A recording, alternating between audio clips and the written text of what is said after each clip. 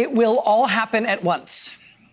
No matter how much we might wish that was not true, it will all happen at once. And because of that, part of our responsibility as citizens in this country at this time will be for us all to maintain the capacity to see multiple things at once, to follow multiple stories, to follow more than one bouncing ball at a time. And yes, it would be easier to follow, it would be easier to absorb, it would be easier to anticipate what was going to happen next if these kinds of world-changing and historic calamities would please happen in sequence or even bless us with a break in between them. But in our time, in our country, that is not our fate, not in this administration. And if all these things are going to happen at once, what that means for us is that we are just going to have to scale up our ability to understand, to synthesize, to keep the lens as wide as possible so we can be smart about multiple things at once. This is not a test. Today, at about 2:15 p.m. Eastern Time, the screen started to split. Defense Secretary Mark Esper, who has seen 7 senior Defense Department officials quit just since December 1st, whose own chief of staff just announced his sudden and unexpected resignation yesterday after his name surfaced in connection with key new evidence about the impeachment scandal and the vice president's role in it. Today, around 2:15 p.m. Eastern, it was Defense Secretary Mark Esper, the embattled Defense Secretary, the most recent Secretary of Defense, speaking live today from the Pentagon about this new crisis the administration has just unleashed with Iran.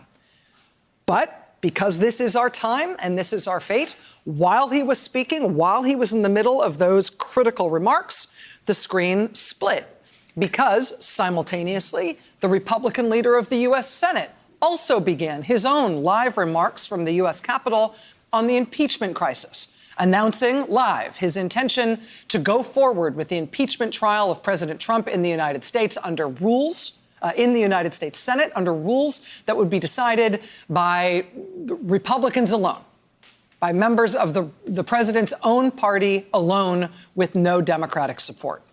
Those rules will offer no guarantee that any witnesses or any actual evidence will be presented or discussed at the president's so-called trial.